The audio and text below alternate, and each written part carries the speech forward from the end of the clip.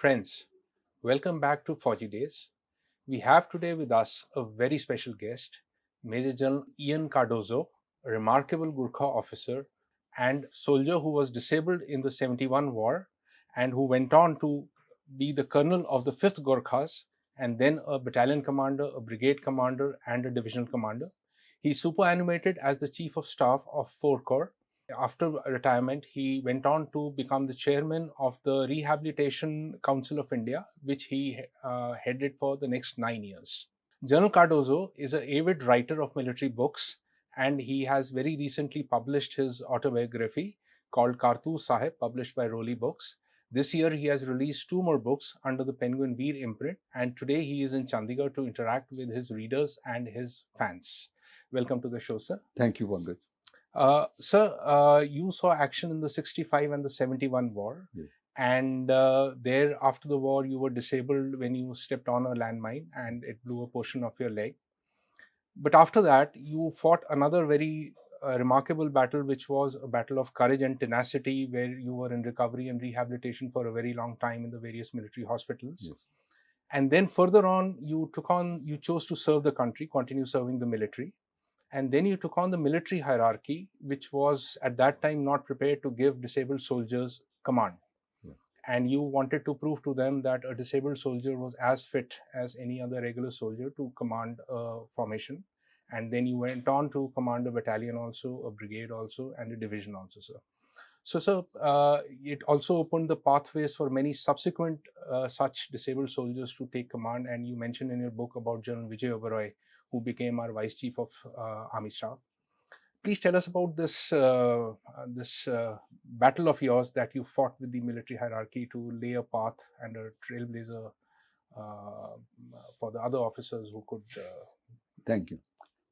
Pankaj, I also took part in the Sino-Indian War of 1962. Okay, sir. So I've taken part in 3 wars. Right, sir. And I've seen a lot.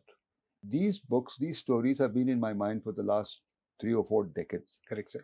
And I knew I wanted them to be published, but I wasn't given a chance Yes, sir. to publish till Pramod Kapoor of Roli Books gave me the opportunity to write my first book, Paramveer, Okay. which has been reprinted about 14 times. Yes, sir. So the other books have been in my mind, as I was saying, for the last 3 to 4 decades. Right. And it is only recently that Penguin agreed to. Penguin has always wanted to do short stories, but nobody else was wanting to do short stories. So Yes, sir. I was very happy that Penguin offered to do the 71 War and Beyond Fear. Okay. My own story, Kartu Sahib, Mr. Pramod Kapoor asked me to write my story about 15 to 16 years ago. But you know, we in the army don't like to talk about ourselves. Correct, sir. Blow your own trumpet and beat your own drum is something we don't do. So I was reluctant. Okay. But finally, 2 or 3 things happened which I realized that if I don't write my own story, it's not my own story, it's the story of others who walk the same paths at the same space and time. Yes, sir. And I thought that the only way to bring the civilian readers closer to the armed forces Yes, sir. is by writing the story. True. And that is how Kartu Sahib was written. Okay, sir. And also Beyond Fear. Okay, sir.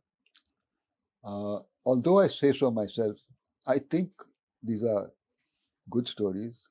I've written them with the aim of making it simple for the civilian leader to follow. Yes, sir. Because I have not made the war operations like in 1971, very detailed, which they would not be able to understand.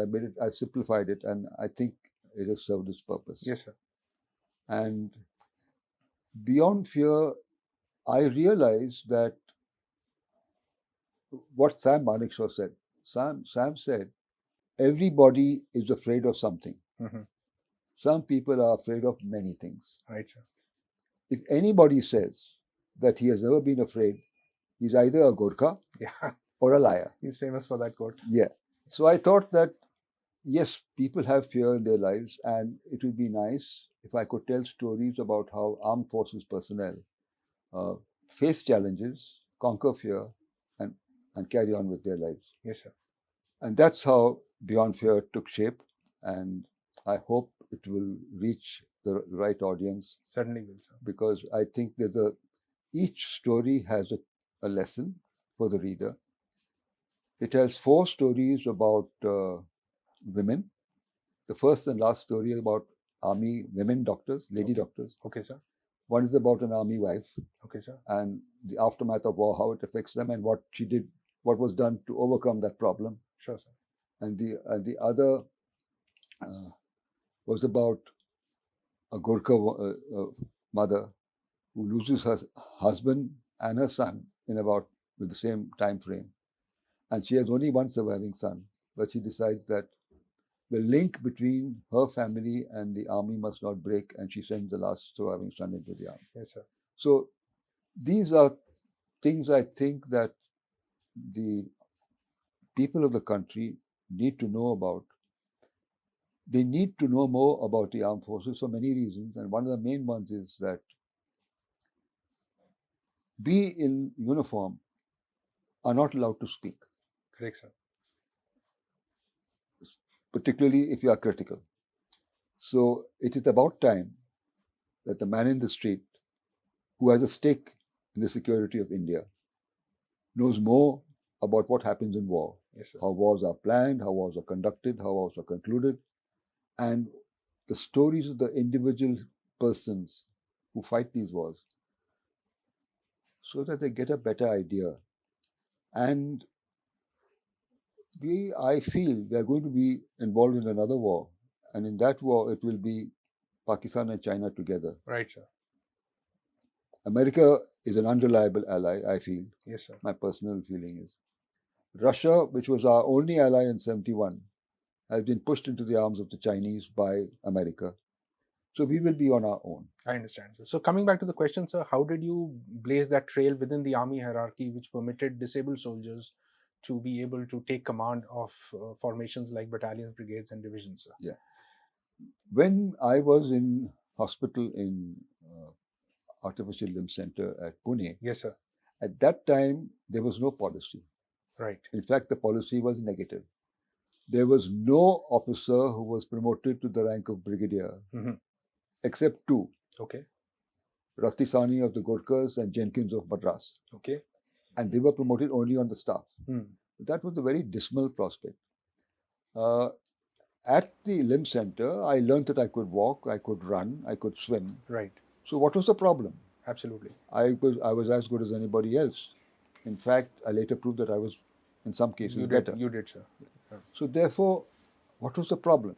I had no idea as to how I would be able to change the situation. I had no idea whatsoever. Okay. In fact, when we were in Pune, we were living as though these are the last days of our lives. Right. Because our life, the lifeblood was the army. Right. And if we were not accepted to command troops, then that chapter was closed, that book was closed, the story was closed. Correct. So we lived as though there was no tomorrow.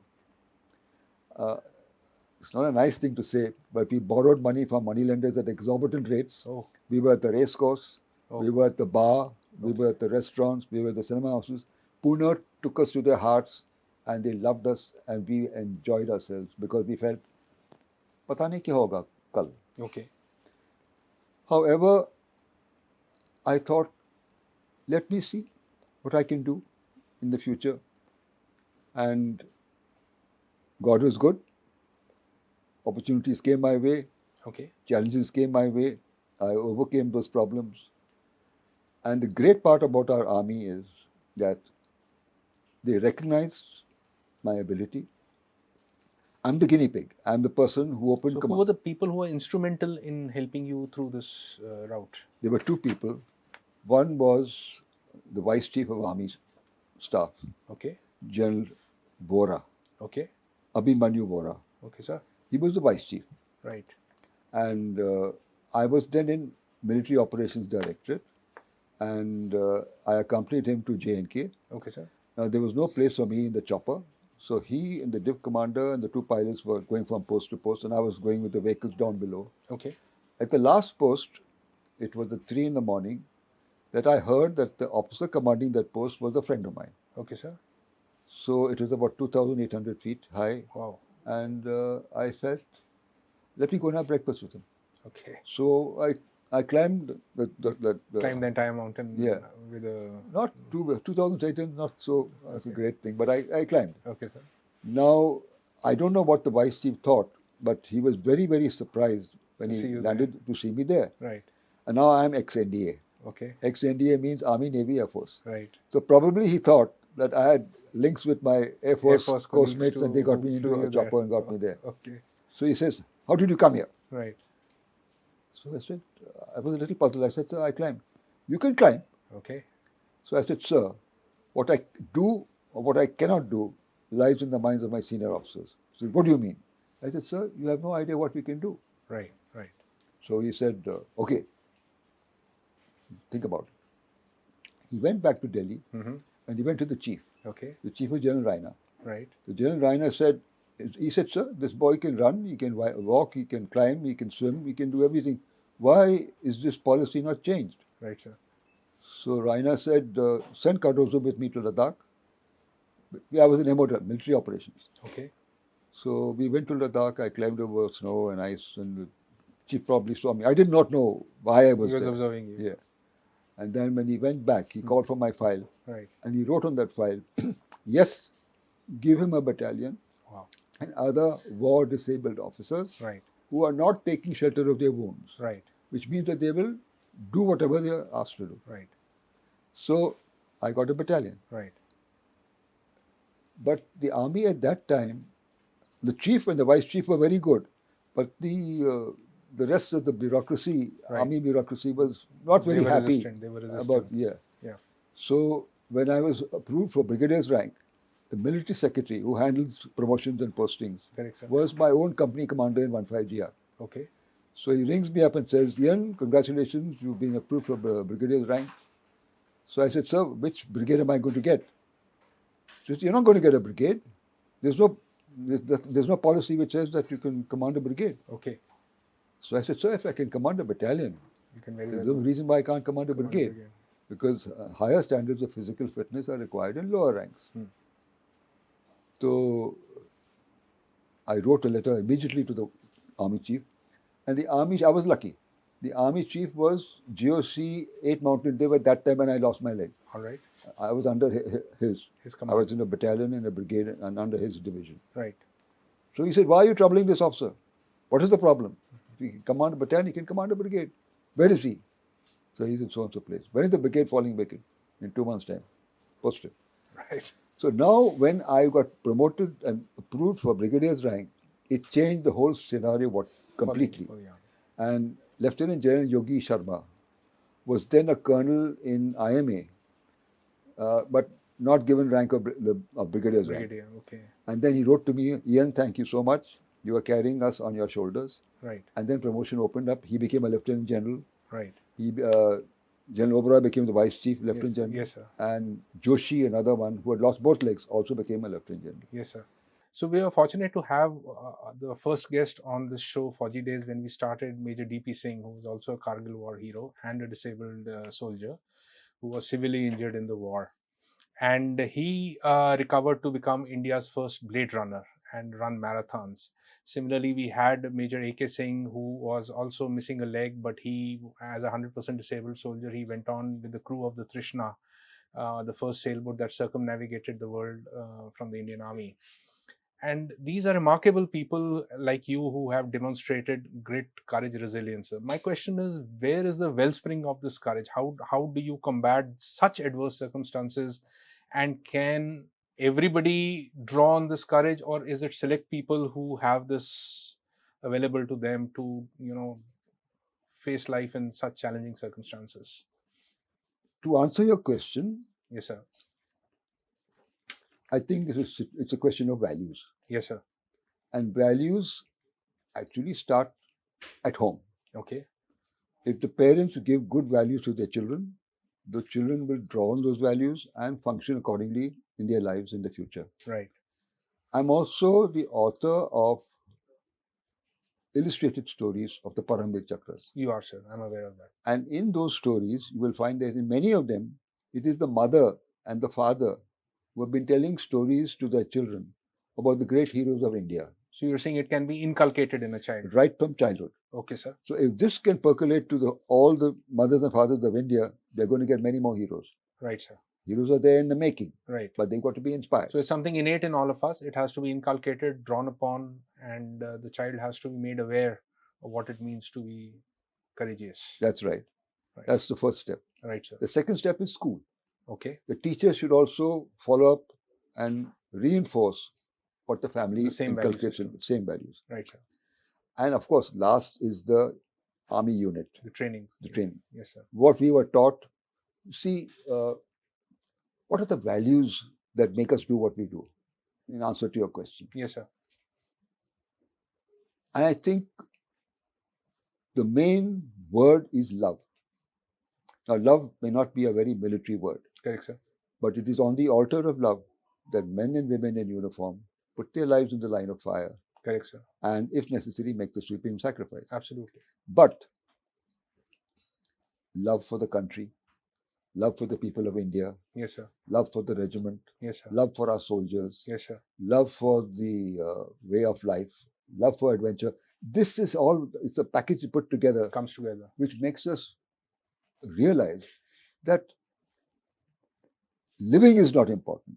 How we live and conduct ourselves in peace and how we do our duty in war and if necessary, die in war is what it's all about. Absolutely.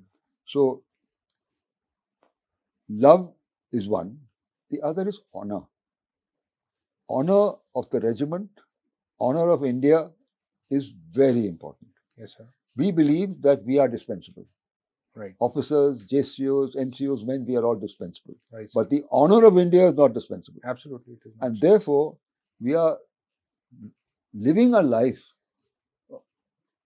which is not courageous, which is not brave, is not worth living. Correct. As Helen Keller said, life is an adventure or it is nothing. Or it is nothing. So the point is, we are so imbibed in the honor of the regiment that we are prepared to do anything. And the thought of dying, it doesn't occur to me. In fact, it's in the book, Cardozo. When I was in Mathura in 1970, Sir. There was no question of any war or anything. Correct. But there was an officer called Major Kanyan who could foretell the future. So I asked him. So he said, give me a little time. And he came back a week later and said, sir, I said, well, it's taking you so long. Yeah. And he said, I'm getting a very strange reply. I said, what is it? He said, sir, you are going to be fighting a war. Okay. And you're going to get seriously wounded, but All you right. will not die. All right. So I said, what are you talking? Right. Next year, I'm going to staff college. Correct. I'll be there for a year. Correct. And he said, next year. Right. He gave a time also. Time also. Yeah. And there's no war on the horizon. What are you talking? Right. He says, sir, I don't know, but this is what my answer to your question is. Right. And it all came true. And it all came true. Remarkable. So no, the issue is that I was not afraid Correct. that this was going to happen. This can happen. And I was only fortunate that whatever he said happened at the end of the war, True. not in the beginning. Not so I could take part in the war. Full participation. Yes, sir. So, sir, one of the points that Major D.P. Singh spoke very vehemently about on our show when we interacted with him was on the subject of post-traumatic stress disorder, PTSD, which afflicts a lot of soldiers in our military also, and is a subject that we refuse to grapple with in the normal course of things. You have briefly touched upon PTSD in your book, Kartu Sahib, also. So I wanted to ask you, what is your view on this subject and how do you think our soldiers are affected by it? Yeah, it is a very important aspect. And I think the armed forces need to know more about it. Okay, sir. It has to be properly researched. I think also it's a question of time and space. Right. The older generation was brought up in a different time warp. We faced difficulties. The soldiers came from the villages. They faced animals. They faced drought. They faced rain, monsoon, all sorts of things. So they were facing death and destruction every day. Right, sir. So when they translated to war, they had that same stoic attitude, that same resoluteness, Correct. that may not be the same today. Today, yes, sir. It's a different ballgame altogether. It is. And therefore, PTSD is something which is very important, which Yes, sir. needs to be given more attention. Correct, sir. When I went to the hospital in Pune after being evacuated from many other hospitals, I reached Pune and I was in the low officers ward, and I was shocked to see officers in wheelchairs playing basketball in wheelchairs, running around with crutches, Okay. and they were happy, sharing their joys and sorrows, whatever. There was no question of any thought of Trauma. Yes, sir. But we didn't even know about that this thing existed. Right, sir. And as I was telling you, we were all over Pune enjoying ourselves. But there was one officer who had lost both his legs above the knee, and he had been given 2 short wooden clogs, like, reduced him to the size of a dwarf. Okay. He had a girlfriend that broke up before this happened. Right. So there was no one to go back to. And we never realized that what he was How going traumatic through. It was for him.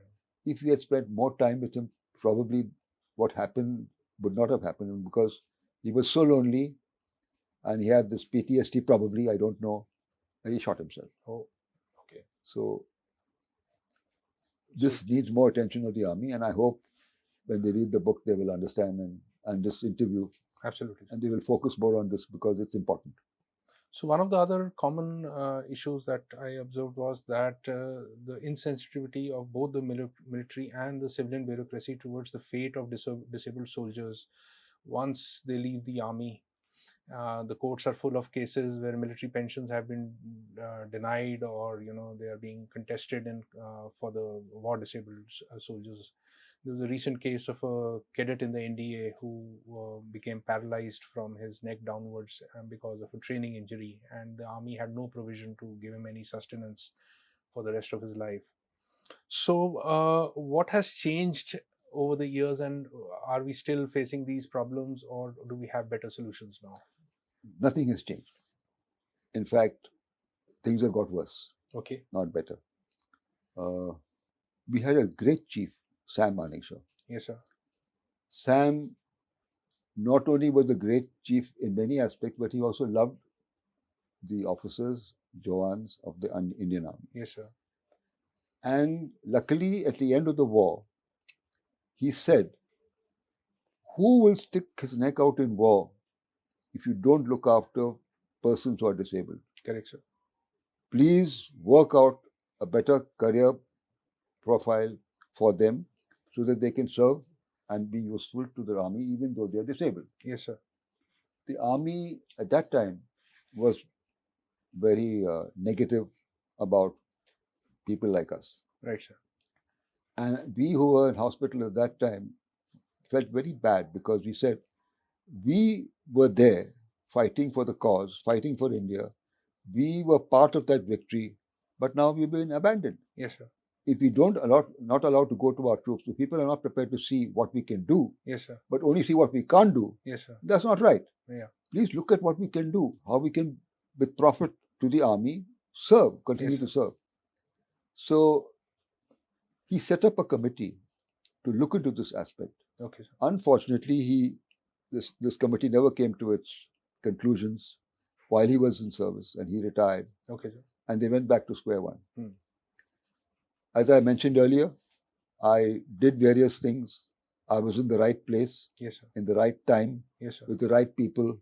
General Vora, General Raina, General Krishna Rao. Yeah, but there's also the case of people who exited the army after being disabled, and their interests are equally to be looked into, how they settle themselves. See, you are absolutely correct. I'll give you a simple example. Yes, sir. After we left the hospital, yes, sir, and I was posted to Delhi, I get a letter from the CDAO that you've been more than 6 months in hospital. Right. Therefore, you will now be on half pay. Oh, I see. You will have to be on half pay till we recover all the dues for staying in hospital for more than 6 months. Wow. That was ridiculous. Yeah. We didn't lose our legs playing marbles. Yeah. We lost our legs fighting for the country. Correct. So Why should that have happened? Yes. That happened to Vijay Oberoi. It happened to me, 65, 71, 99. It took 40 years for the government to withdraw this stupid order. Oh, I see. 40 years. Right. Why should that have happened? Correct. So the sensitivity is missing. That's the basic. Attitude is the main thing. Right. Sensitivity, attitude. And the army, armed forces, and the hierarchy, and the government, the Ministry of Defense must understand that in a future war, people will look at how the disabled have been treated in the past. Otherwise, people are not going to fight with that verve and josh. Absolutely. Which is required. The regimental spirit is something which makes the Indian Army the best soldiers in the world. The Indian officer doesn't say, "Tum aage jao, you go, I'm coming." You lead from the front. He says, sets a personal example. He says, "Follow me."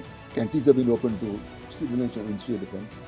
So they're trying to take away all our privileges, which will affect the morale of the army.